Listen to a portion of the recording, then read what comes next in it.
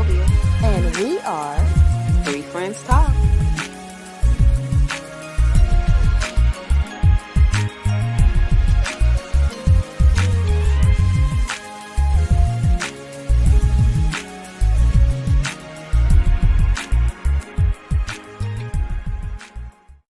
Who is swag? It ain't swag. Who is swag? It ain't swag. Who is swag? It ain't swag. Who is swag? If I ain't swag. okay. Hello, He ain't, hello. he ain't Hello, sweat hello, no more. hello, friends. It's Wednesday night. You know what that means. Another episode of Three Friends Talk. Hey, friends. I hope you're subscribed to us on your favorite podcast platform. If not, do it now. Yeah, so we're looking for five Five. star reviews. And hey, new friends, any new friends out there, make sure that you say hello and let us know that you're out there. Tell us where you are tuning in from tonight. How Did you you like ladies my doing? great? Did you like my choice of song selections, Who ain't sweat? Leah? Not Dion. So let's get What, into it. what do you Not think about that? not Coach Prime. So yeah, I'm Dr. Leah. We have Dr. Courtney, Dr. Sylvia here tonight. And yeah. We're all HBCU grads. Actually, my What's brother. Coach Prime is too, right? I'm gonna have to check I think he went to to remember. where did he go? Child, don't give me the line. But Well, Where he left. well, y'all know my brother went to JSU, Jackson State, so I'm close to it. I remember when Trey was pledging, I went to his probate show for A5A, and that was like a great experience at Jackson State. He met his wife there, so and she pledged Delta at Jackson State. So I got family galore from Jackson State, and I actually asked them how they felt about it, and they really appreciated the opportunity that it gave the school a okay, really so great. what we're talking about Right. for anybody who does not know, Yes. um Deion Sanders, Coach Prime, Went to Florida was State. the head coach. Okay, Florida State. He was a head coach for Jackson State football team, and he has been there. So 2 or 3 years, Three. Great. 3 years, and he brought a lot of awareness to the school, which is an HBCU, And and swag to football, their right? football program, and to the SWAC Conference. league, right? And I think a lot of people thought that he might be there a little bit longer, but he has made his exit official, and he is going to Colorado State. A lot of people think that he's going because of the money. A lot of people think he's going Must because of be the the. money. Must be the money. Did y'all Was that see his them song? playing his? That was That was his his song too. song. His actual song. Some people think he used it as a stepping stone. He used the opportunity to move on. So there's a lot of controversy around it, but I guess I can see both sides of it. You I know. can as well. I think that there was talk of how no one had given him an opportunity, and so to be head coach. So yes, Jackson State gave him his first opportunity, so he could have used it as a stepping stone. However, I think the part where they compare it to the the conversations he had with some of the players that were brought on at the time, talking about the longevity and the reason why um, that school would be great, but then not choosing something for the money or just for clout or what have you. So is he giving the same message and is contradicting what he did, or how does that make sense for some people and it's not connecting? So I see both sides as well. So I had to call up some of my sports friends. Shout out to Brett. And you know, he what over 15x his salary at the new place. And a lot of people say now this I don't know this a fact that he had to fight like for a lot of basic things, and then he was getting his own people to put up money to support the team and Oh, stuff. the streets are talking, honey. The streets are talking, and they talking. They say that a lot is going to be revealed. I don't know how true that is, but the streets was talking today, baby. So, I mean, and they say that that he put a lot of his own money forth, Yeah, yeah, and that he was promised some things that he did not receive, and that the team did not receive, and that they right. were almost living, in like inadequate conditions and Hmm. receiving a lot of things But he brought that that weren't to great. Like light because, I don't want to go into detail because we don't know how true it is.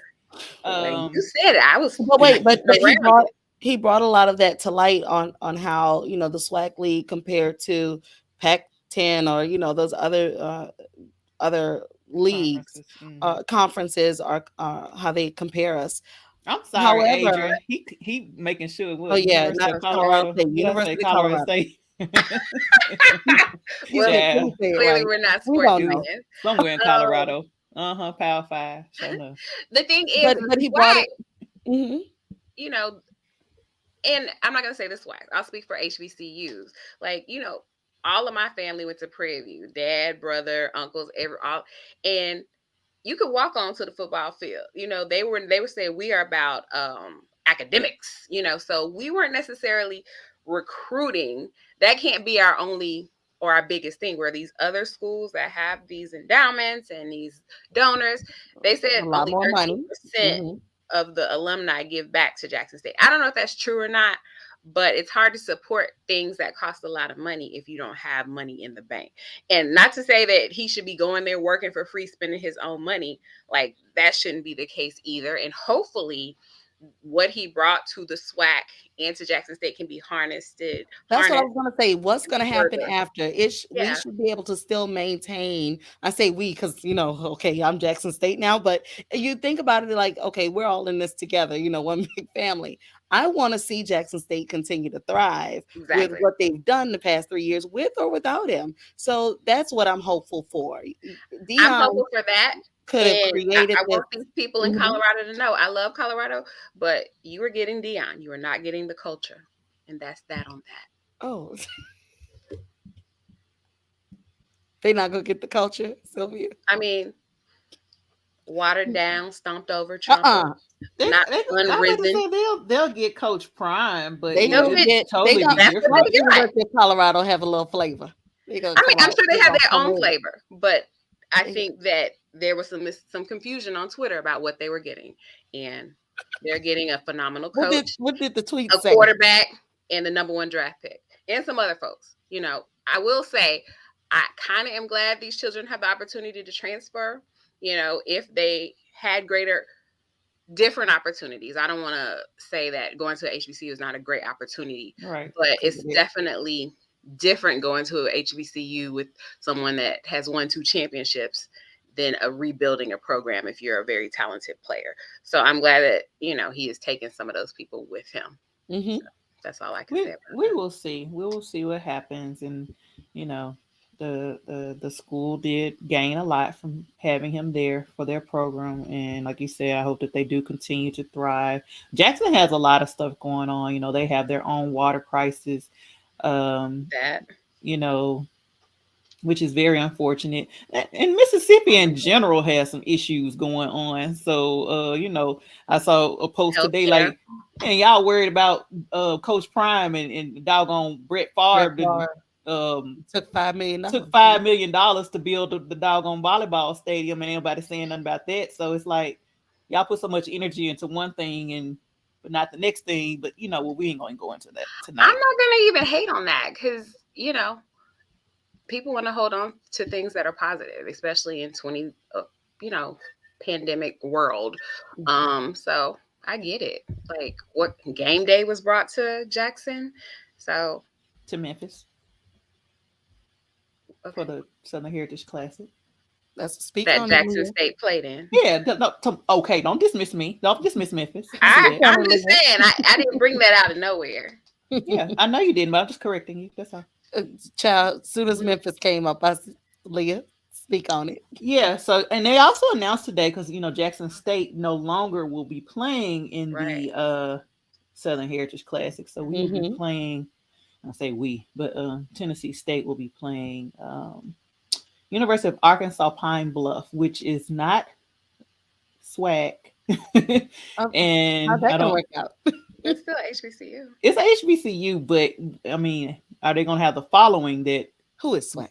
that we would see from Jackson State? I don't know what the attendance is gonna be like or what the whole vibe is gonna be like. So like, it's a lot. That we'll be seeing in the next couple of years. I think they've committed to 2 years, so maybe we get Jackson State back. I don't know.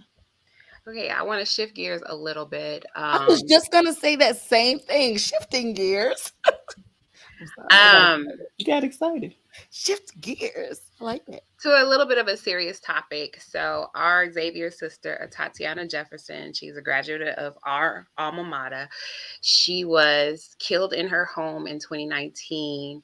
Um, Seems like Apparently, they yesterday. had burnt some hamburgers and were letting the house air out. And her neighbor called the non emergency number to say, hey, the front door is open, the screen is closed, but it's been open for a while, and that's unlike them. So a wellness check was, two police were sent out to do a wellness check, and they one of the police officers, Aaron Dean, did not announce himself, went to the back of the house. Tatiana heard somebody, and she peeked out the window and was shot and killed in front of her 8-year-old nephew at the time.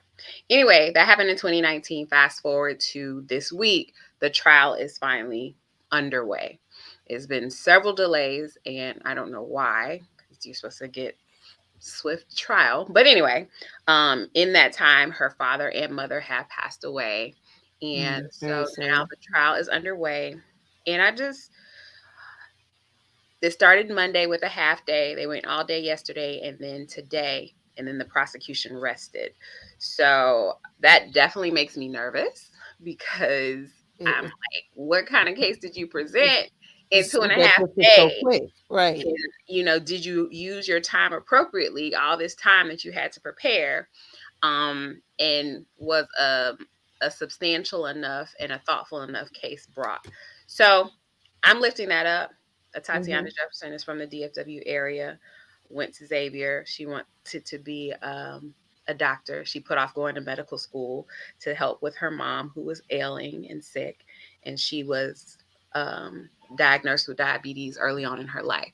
So, I think she had a dream that all of us went to Xavier with, to help people in healthcare. So, it just, It yeah, touches us yeah. really deep. So I'm happy you're bringing that up, Dr. Sylvia. So Keep just her bringing family in your awareness. prayers and just pray that justice is served.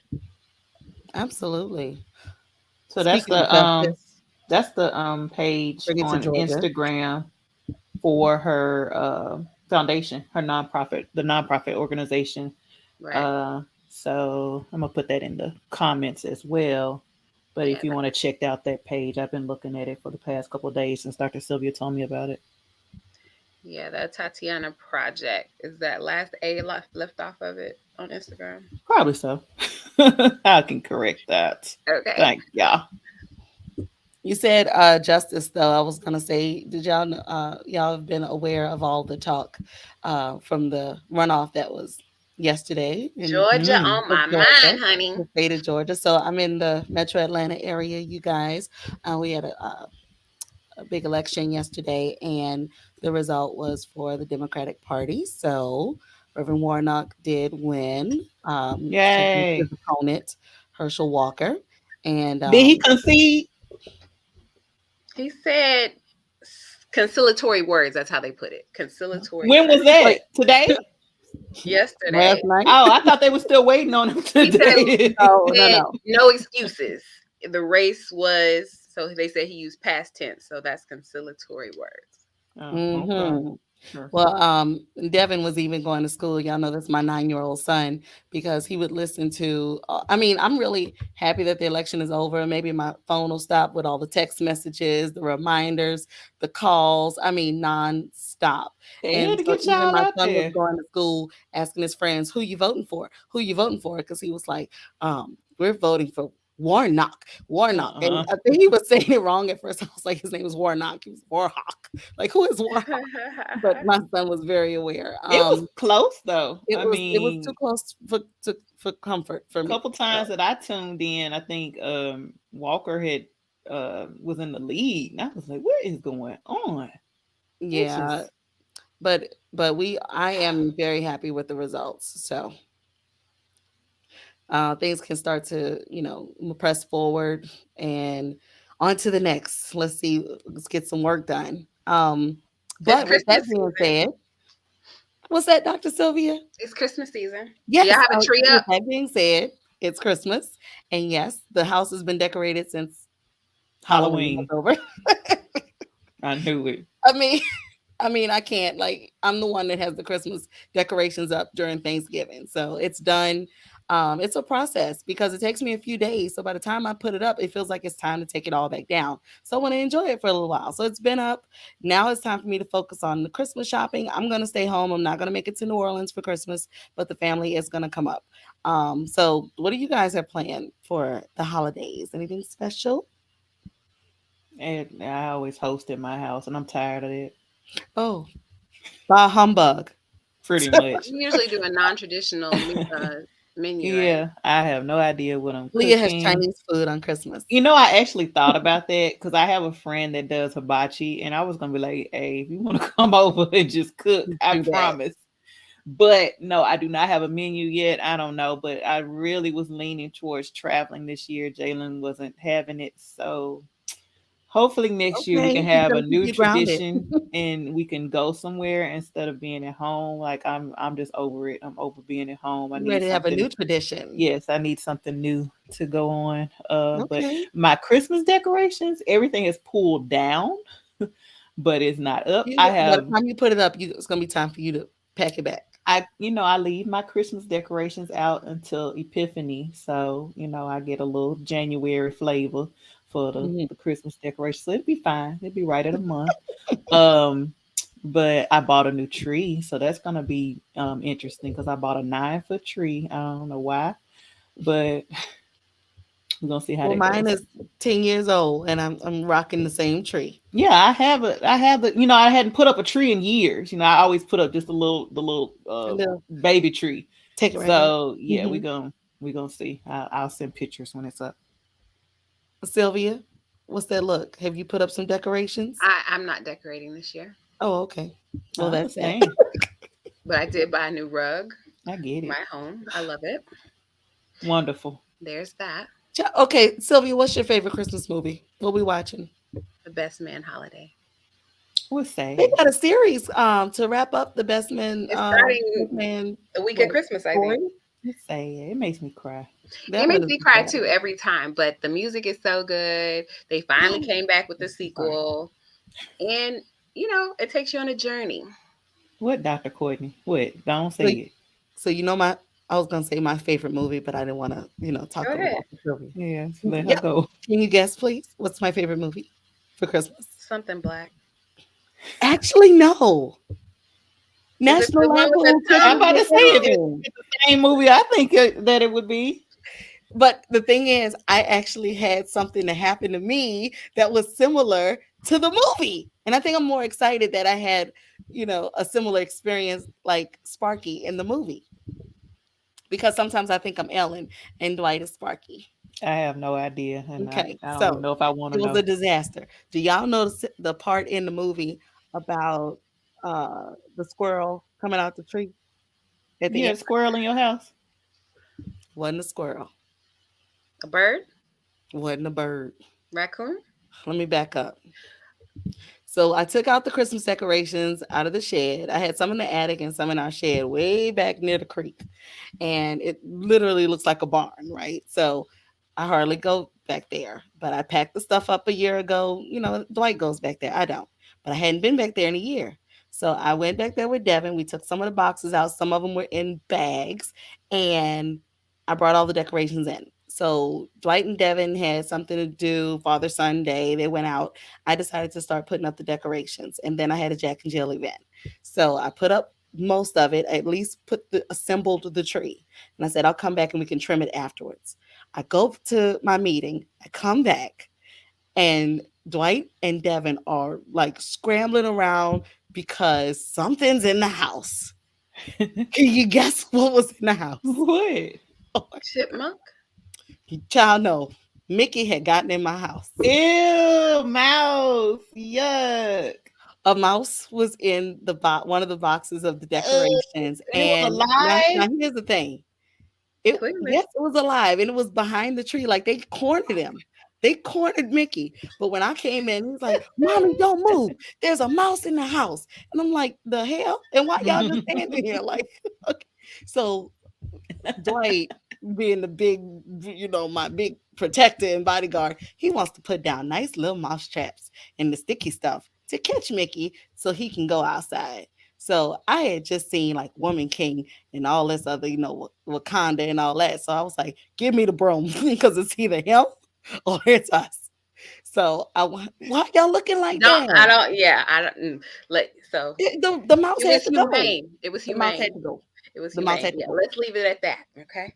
Y'all know what happened to this mouse. I Dead as don't a want doorknob. nobody Dead I as don't a want door. no issues with Doornail. the animal Dead rights. as a door. Right. Oh my Dead as a gosh. door. Courtney. Whatever. He was okay.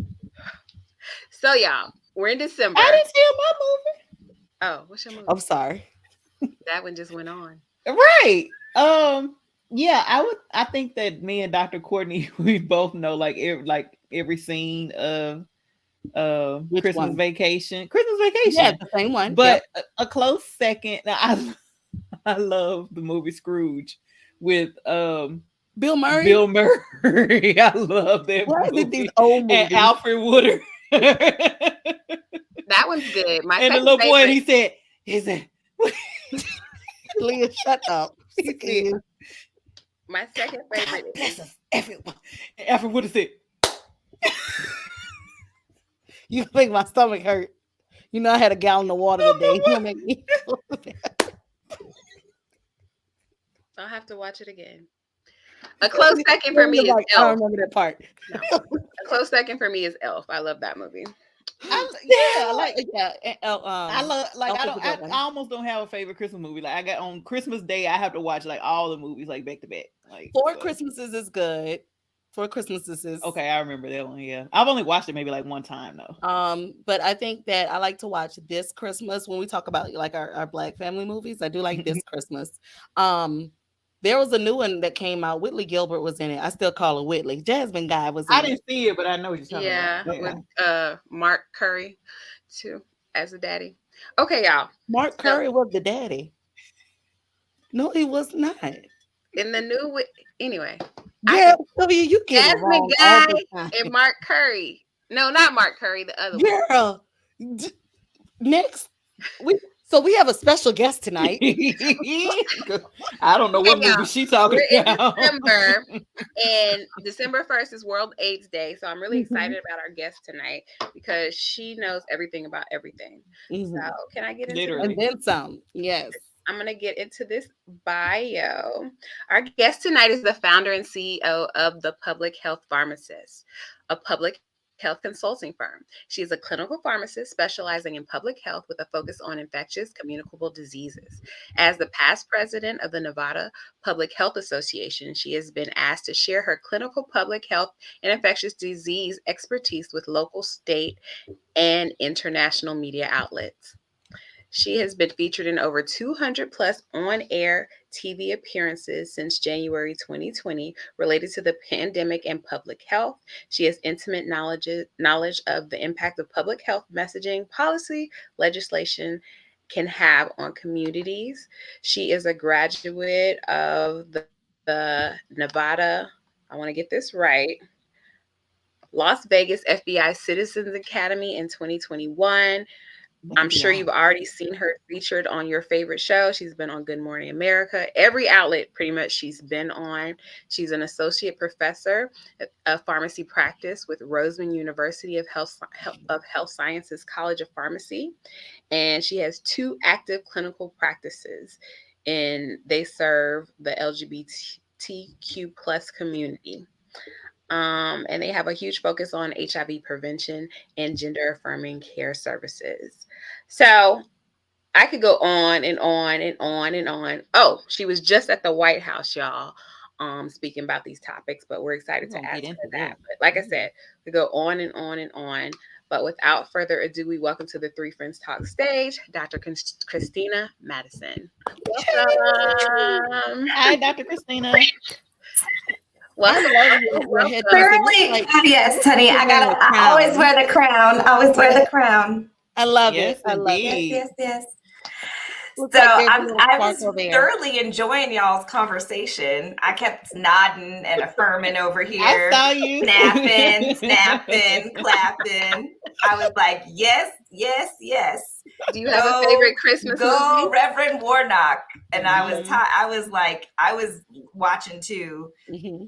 bated breath last night. It was a little too close to Nervous, call. Too close yes. for my Way to comfort. go, Stacey Abrams. She put down Yes, she the laid the framework. foundation. Let's not forget, all things are on the backs of Black women, That's Hey. right. because that victory was fully Yep. the Stacey Abrams machine. Absolutely.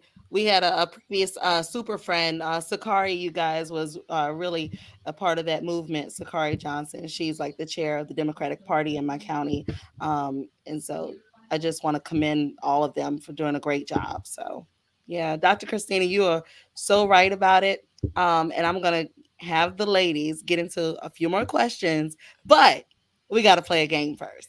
Are you up for a game? Of course. Yay. I'm so excited. Okay, so no pressure, but this game is called This or That.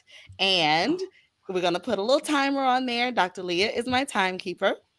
And I'm going to ask a series of questions and give you some choices. So the quicker we go through the questions and answers, our listeners will get to know a lot more about you. Okay? Okay. Dr. Leah, let me know when you're ready.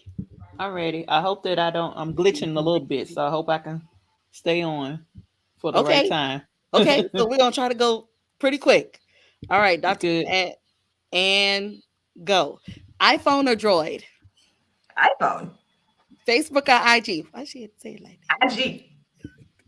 Calls or text messages? Calls. I'm old school. Late nights or early mornings? Early mornings. Okay, Vegas show or the slot machines? Show. Yes. Introvert or extrovert? Extrovert. Vacation or staycation? Ooh, vacation, honey. I gotta get out of here. Netflix or Hulu? Netflix. Rich friend or loyal friend? Loyal. Love or money? Love. And wait, we're almost there. Coffee, wine, or Hennessy? What's in your cup? Ooh, wine. Why? We did it. We did it. That first one almost threw me off, but You Dr. Leah- didn't give me tea. Tea is my normal. Oh, I'm a tea tea drinker instead of the too. coffee. That's look. You threw me off after the first one. She was like, "iPhone." Like, I'm a droid. You Leah always and I get are thrown droid off. people. So I don't know why Sorry, you got boo. thrown up. She said, I'm sorry, boo. I love it. I love it. no, you We can did still great. be You did friends. great. We can Yeah, still be friends. I'll show up green for Yeah, for you the just, time being. we'll It's text after we get 100%. off Your the phone plane. takes better pictures. Yeah. But I actually have a camera that happens I got to all be the a bells phone. and whistles on my phone. That's what it is.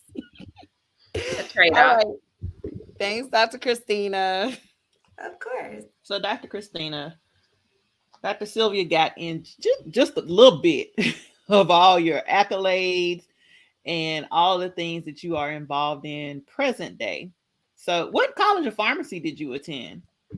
So I actually attended the College of Pharmacy that I teach for now. At the time, Okay. it was called the Nevada College of Pharmacy, and then it went to the University of Southern Nevada, and then it became a full-fledged allied health professional university, and then it became Roseman University of Health Sciences, and they have pharmacy, nursing, dental medicine, and then a college of medicine now. So they've gone through multiple iterations, but I was the second class to graduate. Okay. So, Wow. well, what led you into pharmacy? So, what made you pick that as your field?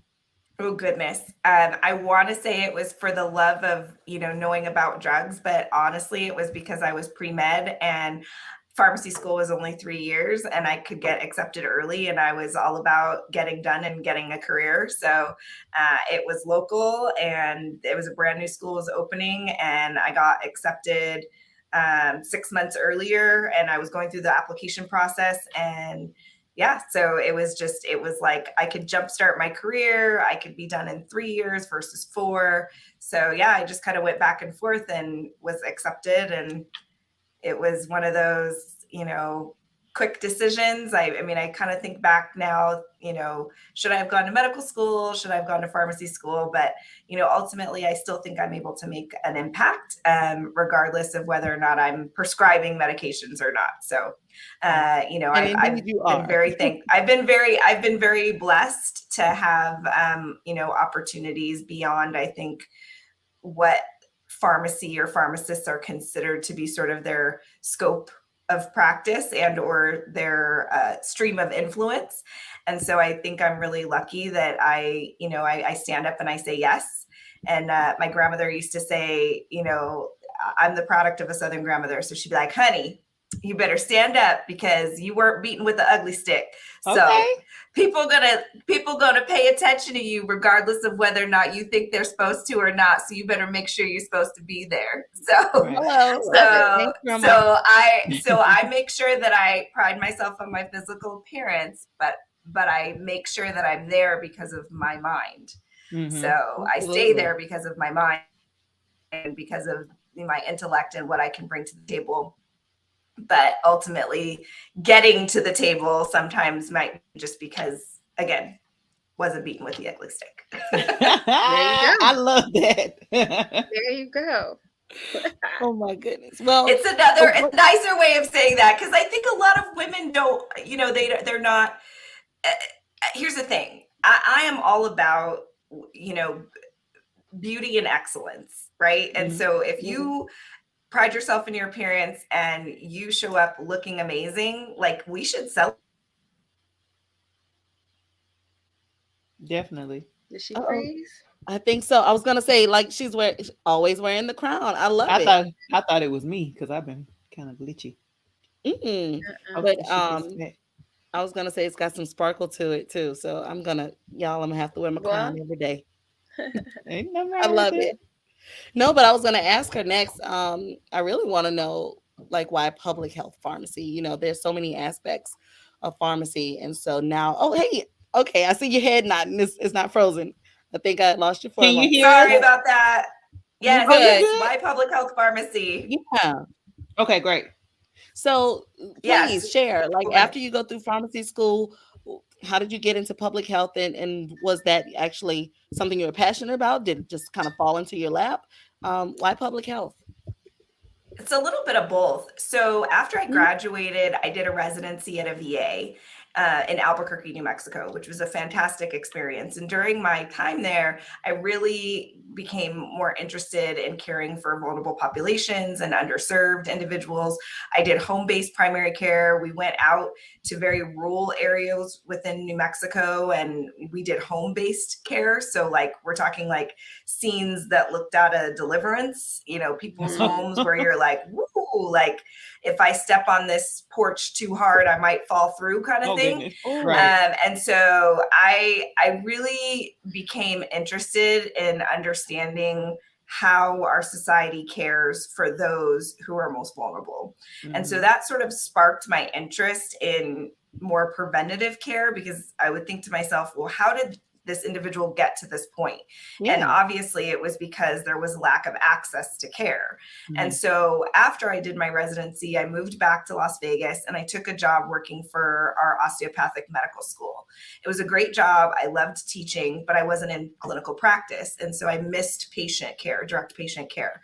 So I had an opportunity to start clinical services at our county health department through the College of Pharmacy that I graduated from. So they were looking for a faculty position, and they said, our county health department would like to start clinical services. Would you be willing to start, some programs there? And I was like, oh, I don't know, ambulatory care, stab me with a spoon, like I was like, no, thank you, diabetes, hypertension, right? Like it's not really challenging. It's basically the definition of insanity, because you're asking people to do the same thing over and over again, expecting a different result, because there's so much of that aspect of care that is so like behavioral based, and I just don't like that. It's like, you give me a problem, let me solve it. And so so because I had that infectious disease background, I had done wound care, I'd done ostomy, colostomy care, spinal cord injury, critical care. So I had a lot of that infectious disease knowledge from when I was a resident. And so when they started out, they said, hey, we can put you in a sexual health clinic. We have HIV patients. We've got immunization. We have tuberculosis, which was really interesting and fascinating to me. And so, fast forward a decade, and I was there for 10 years, and I had the most incredible experience. Started the first in the country pharmacist-led latent tuberculosis clinic, had a collaborative practice agreement with a physician there. We treated a case of Hansen's disease. You probably know it as leprosy. Wow. So like there's a Hansen's disease center in Louisiana. So that's the major one in the country. So we actually contracted with them and treated a case of leprosy. So like just really, really unique opportunities that I had through the health department. They had some changes in management. And so I ended up transitioning to my current practice, which caters to the LGBTQ community. And it was a really nice transition, because we do a lot of the same work that I did at the health department, especially because we do so much HIV prevention and gender affirming care. And so I had a prior pharmacy student who came to me and said that they were transmasculine, and I did not know what resources to provide them with. And so I made myself knowledgeable. And so through that, kind of became sort of a pseudo expert in the field, and wrote some book chapters and some things, and have really commented on inclusive language and using terms like chest and breastfeeding, talking about things like period poverty, and making sure people know that not everyone that menstruates identifies as female, and we still need to provide them with menstruating supplies. So, just really being a voice for people who don't often have a voice. And ultimately, we know that disproportionately impacts our BIPOC community. So our Black and brown brothers and sisters, our Indigenous brothers and sisters. And so seeing someone who looks and sounds like you makes such a difference. And so I just didn't see that much representation. And I felt like I needed to step up and make that sacrifice, even though being in the public space can sometimes be unforgiving, especially when people comment on your appearance or your speech or how you talk. And so it has been a sacrifice, but I think it's one it's valuable and it's meaningful. Absolutely. Trailblazer. Yes. I know. Truly, truly, truly. I'm so excited to hear you say that, because some of the clinics that I work with, they are doing some of those therapies as well. And it's exciting when you overhear a conversation where they have found a place where they feel welcomed and can ask questions. And I think as pharmacists, although we're all in non-traditional roles at the counter, we really can make a difference with those patients, because medication is essential to them living the lives that they want to live. And so educating, answer those questions in those moments. And pharmacists are most accessible healthcare professionals. So we definitely have a role in that. So I'm excited to hear that pharmacists are in that role in different states and really showing up and showing out. My question is, it's December, World AIDS Day, and I've seen your work. We follow each other on social media, and you do a lot of work with HIV and AIDS prevention. What would you say the state of, Dr. Courtney, Dr. Lee, and I are all 80s babies. So what would you say the state of the HIV AIDS epidemic is, or at this point? And do we even So, still consider it an epidemic or a state of A emergency? state of emergency. unfortunately, it is still an epidemic. So the rates of transmission are plateaued. So we are mainly seeing new infections in younger persons, so under the age of 25, and typically same gender loving or same gender attracted men and African American men, unfortunately. So, they have about a 1 in 2 lifetime risk of getting HIV as compared to their white female counterparts, which is about 882. 1 in 882. So if you think about that difference, I mean, it's like every other time they have sex, they may potentially become infected with HIV.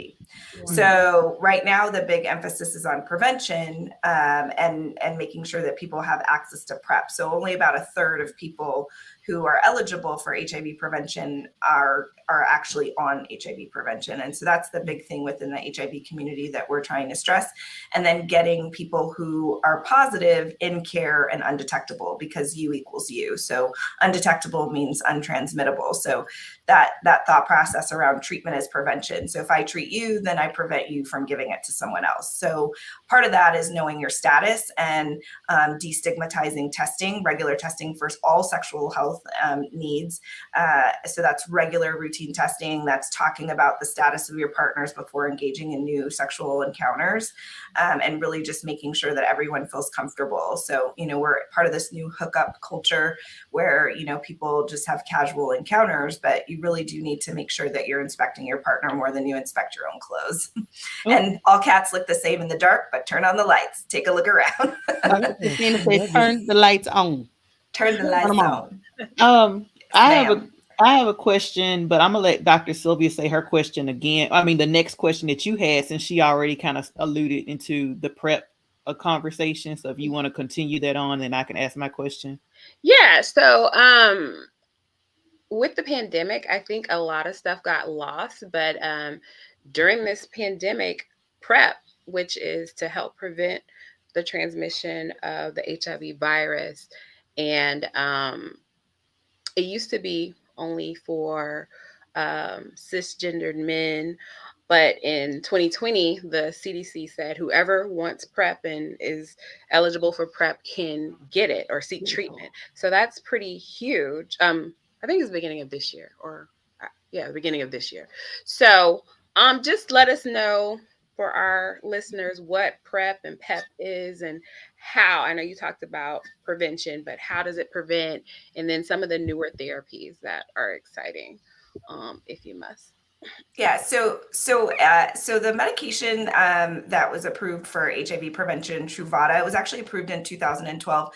And initially, the studies were the IPREC study, which specifically looked at same gender loving men or same gender attracted men. But after that, there was another study that came out called the Partners 2 trial, and that was in 2015, I believe, and that allowed and paved the way for individuals who are assigned female sex at birth to be able to take HIV prevention. And so Truvada has always been approved for cisgender women. The difference was that they were specifically categorized as high risk heterosexual sex or engaging in sexual encounters with men who also had same sex relationships. And so I think the difference is that literally anyone who has sex, is eligible for PrEP. Or if you self-identify as needing PrEP because of whatever reason, we should be offering you PEP or PrEP for that matter. And so there's 3 different medications that are currently approved. So there's Truvada, which can be used for anyone, Descovy, which is specifically indicated for same gender loving men or same gender attracted men or individuals who consider themselves women of trans experience. And then there's a Prepitude, which is can be administered to anyone at this point that doesn't think that they can benefit from oral therapy for whatever reason. So we can transition people who have already been on HIV prevention to the injectable, or if you just want to start the injectable because you feel like that would be easier for you, then it's a every 2-month injection, and you would come in for labs every 2 months, and it's a long-acting integrase inhibitor. And then for PEP, we've got, so that's post-exposure prophylaxis. So within 72 hours of an encounter, you can get medication to help prevent you from becoming infected from having unprotected sex or sex with somebody who's known to be HIV positive with a detectable HIV viral load. So that's the difference. So even if you are with what we call serodiscordant couple, so somebody who's positive and someone who's negative, if the partner who's positive is undetectable, there's a 0 chance of you getting HIV from sex. And now there's some data coming out around chest and breastfeeding and us allowing undetectable moms to breastfeed their babies as well. So that's some new data that's probably going to be coming out within the next couple months and is going to likely change with the new treatment guidelines in January. So that's huge for women, especially for women of color who have been told that they're not able to do the most natural thing, which is to feed their child from themselves and from their chest. So it's pretty incredible to see that, because if you look at the WHO guidelines, other places in other places of the world, we tell HIV positive moms to breastfeed because they don't have access to clean water, and the risk is risk versus benefit, their child not surviving because they don't have a food source versus them getting HIV, right? So if they can do it in other parts of the world, how come we can't do it here with all of our modern medicine? Right. Exactly. And before we move on, I just want to give a shout out for public health research practices, because I think public health in general has taken a beating during this pandemic. But without concerted efforts, we would not be here in the HIV/AIDS pandemic, where there are options that don't make you lose a ton of weight, or you can't live a normal life, quote unquote. Right. So this is the fruits of that labor. So not too much on public health, because public health has brought us thus far. Yeah, public health works best when you don't know we exist, right? When we're kind of trucking along in the background and everything's going well, that's when things are working. Something is wrong if you're hearing about an outbreak or an epidemic. Right. That means that there's been a break in the system and that things have not gone well, and that, it's partially from the disinvestment in the public health workforce over many, many years, because we didn't think that pandemic preparedness was necessary because we hadn't been through a pandemic. And then look at that, we had a pandemic and then everything went to hell in a handbasket, because we didn't invest in it, and then we didn't maintain our strategic national stockpile. We didn't have PPE. You can get me started on all the things, but yes. I'm sure you have a laundry list. Yes. Oh, yes. When I went to the White House, I was like, do you want me to give you like what I really think, or am I going to be on my best behavior? Because Right. I'm a good girl, but I want them to invite me back. My Southern grandma, because she sure was like, "Ooh, girl, you better give peace of your mind." Mm-hmm.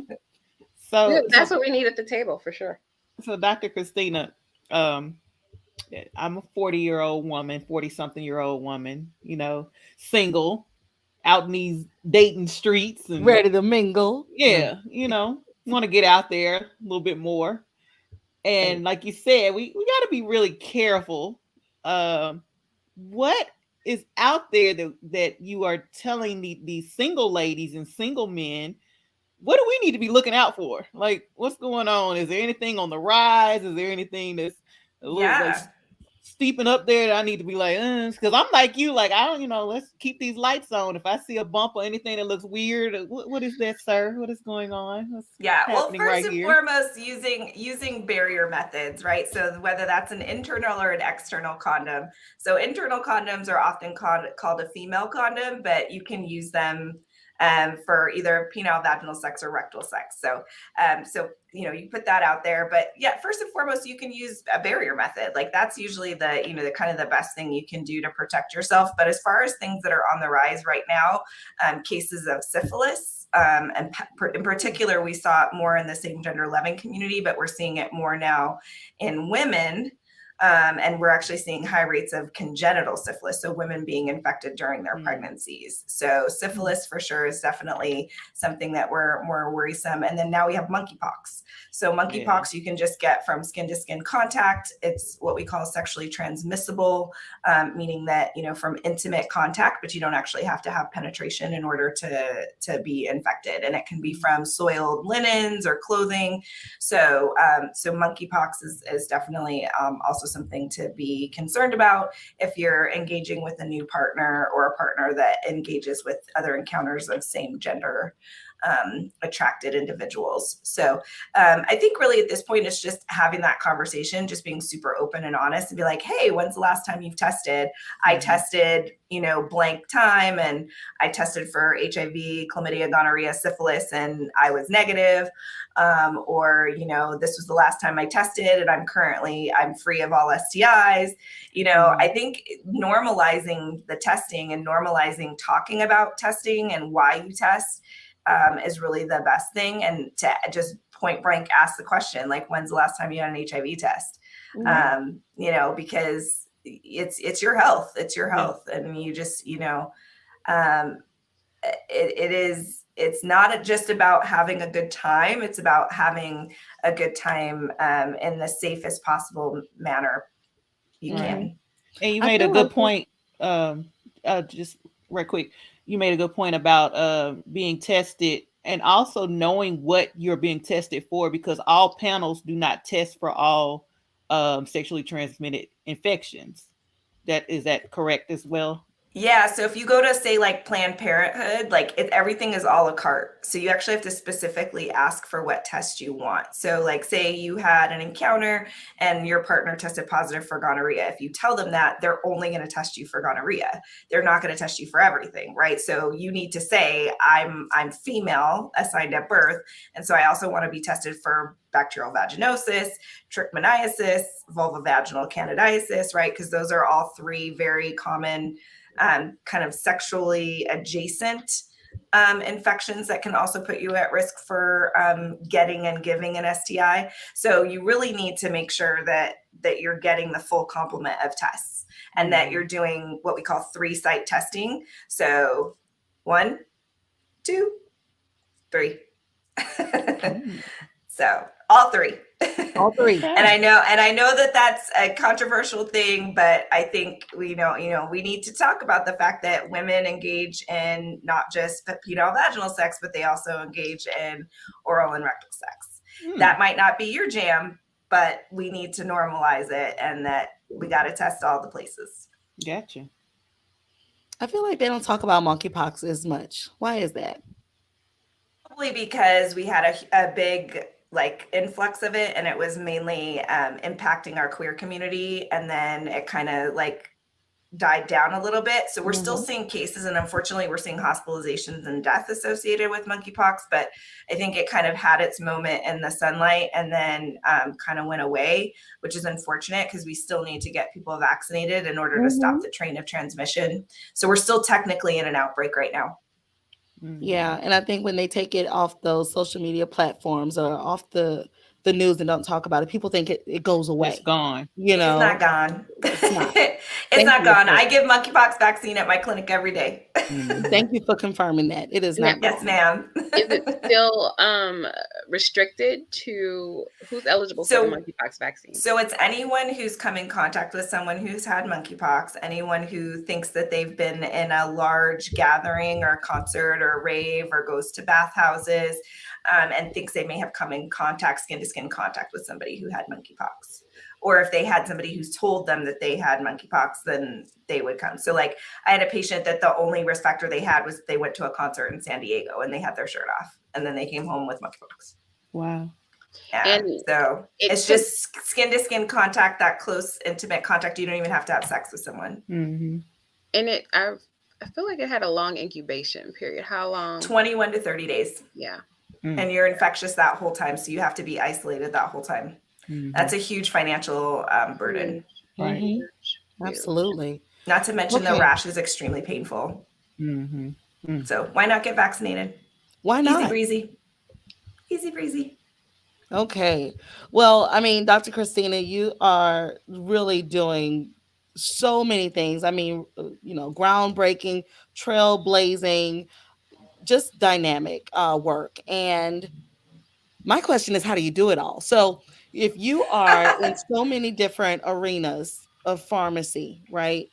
And not to spread yourself too thin, but how are you finding time to really provide value in each one of these areas? How do you divide that time up? Excellent question. And part of it is that I have a very supportive spouse that stays home full time with our children. So, and he is like literally my biggest cheerleader. He tells me like when I leave the house every day, he's like, "Slay the day, honey." Like he's like a walking Hallmark card. Oh, wonderful! It's pretty incredible. Slay the day, girl. Be quiet. Tells me slay the day, honey. It's so cute. Yeah, and also the other thing too is because of my faculty position, it does afford me a lot of flexibility within my schedule, and so I'm allowed to have 20% of my time for consulting throughout my work week. And so I've basically scheduled my time to where I have a certain amount of time to work on sort of my public health initiatives.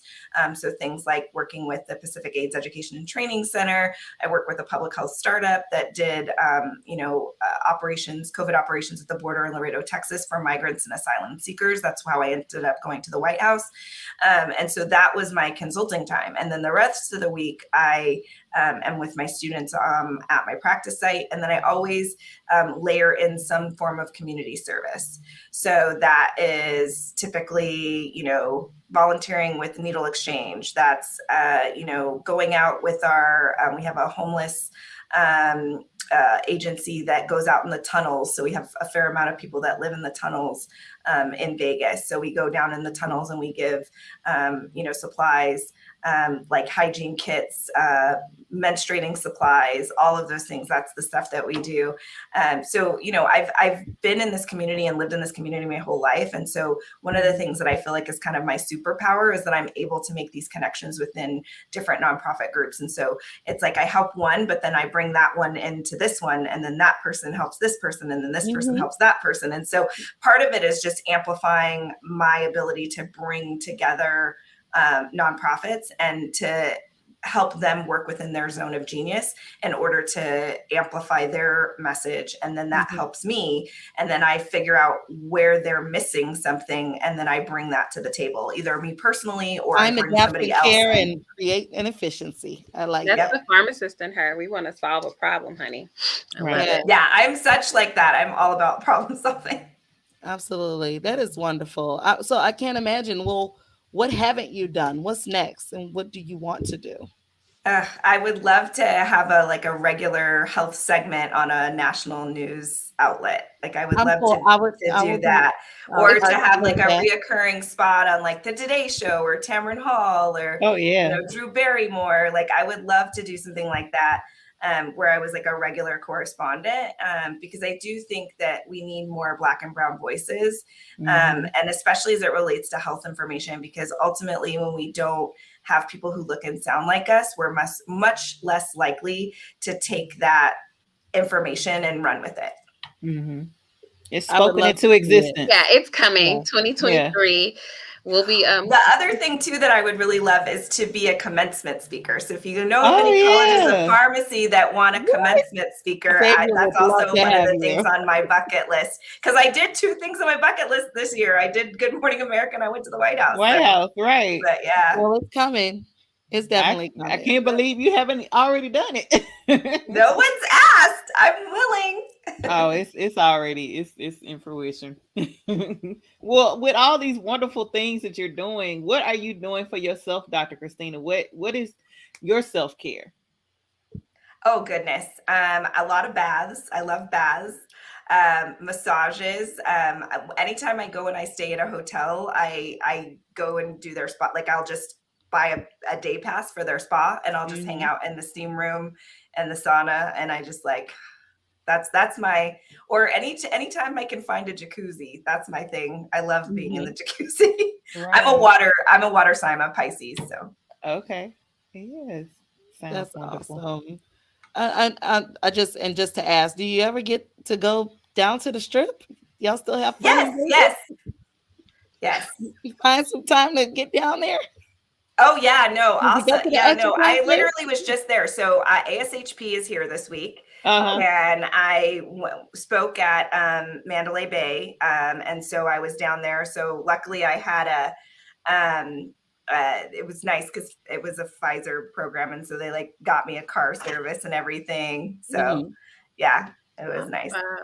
Awesome. I love it. Well, good for you. Is it true? Like I haven't been to Vegas in a while, but back in the day, if you had a Vegas driver's license, like you got into like the clubs and stuff for free on the strip. So if you're a woman, a lot of Oh, times you can get in. Yeah, but the guys, it doesn't. Like they still charge you if you're a guy. Yeah. okay. So Thanks I for know. That's clarifying. a I good don't want But to question. trip. even now, like just That's a having a local question. idea, like they charge for everything now. Like post pandemic, like they greedy. They charge for everything. I can see that. To get it back. Yes. I got a Hmm. question. When you mentioned the tunnels in Vegas, um, Mhm. I know the homeless people kind of crowd the tunnels, right? So What? so the organization I work with, if you guys want to look it up, is called Shine a Light. And Mhm. so they're a nonprofit that works specifically with the people who are in the tunnel system. And so the tunnel systems are all through like underneath the freeways.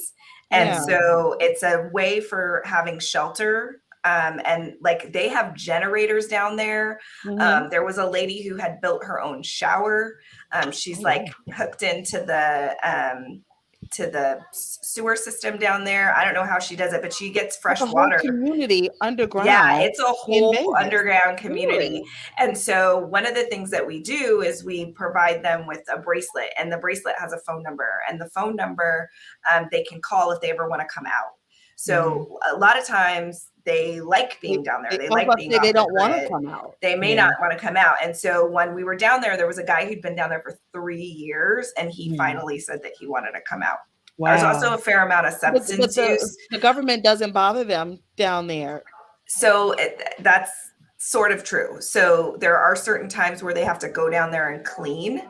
And so they'll put up a notice, and they'll give them 10 days to notify so that they can move their items. So, Wow. yeah. Wow.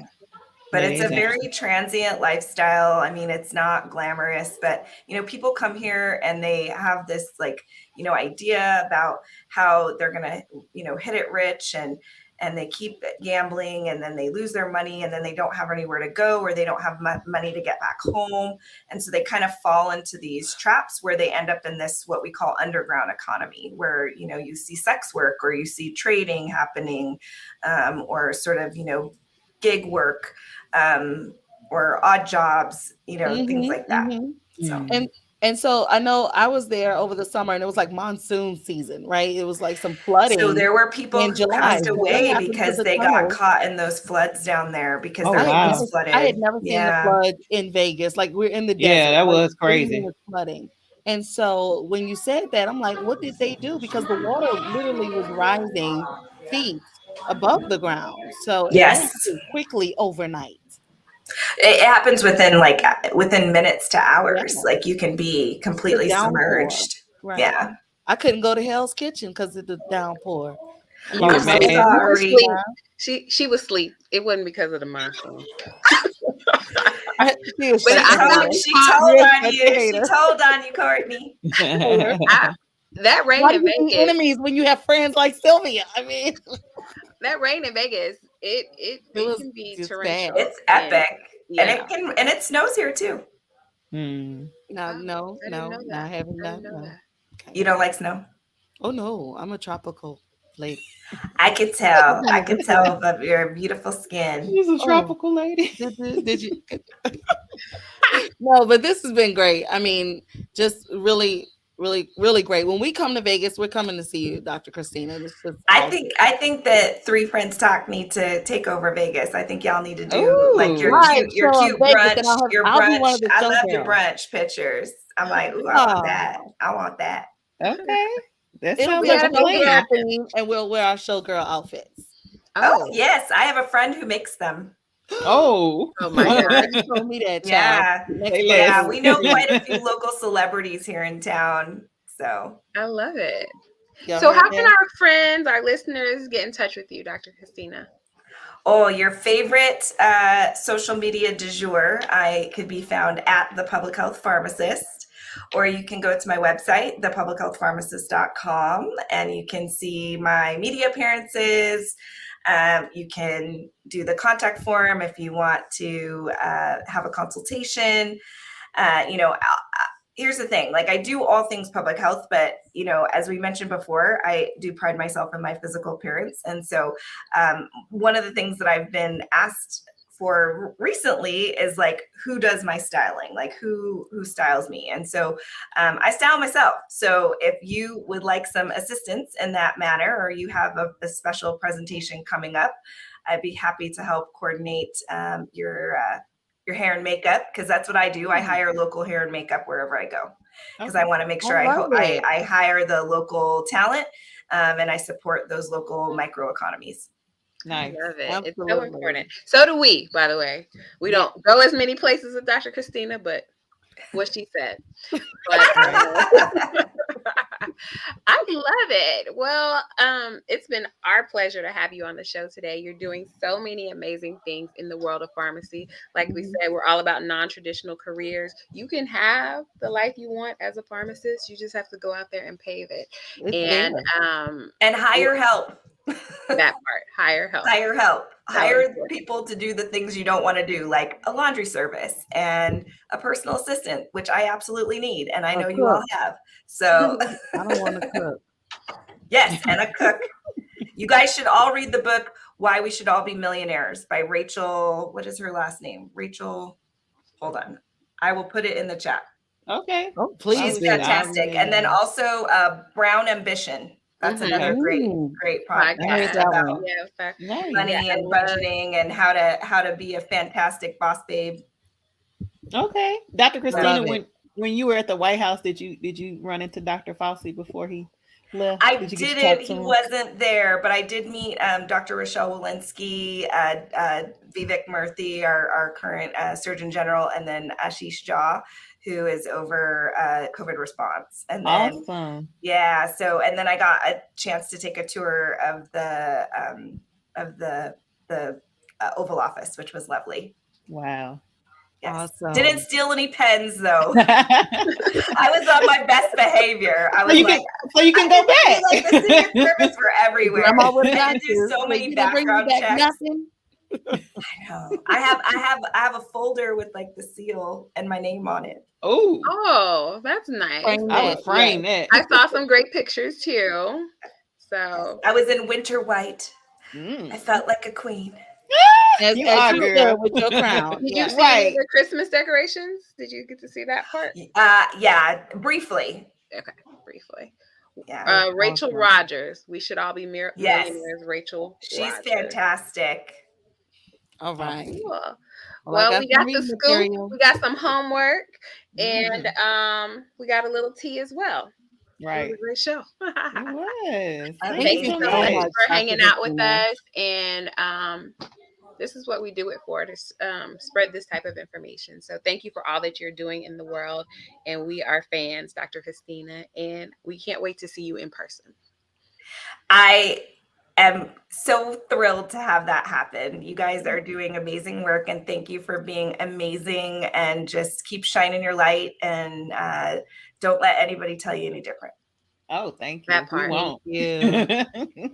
All right, friends. Well, we will see you all for our next show. So that'll do it. Bye, friends. Bye, friends.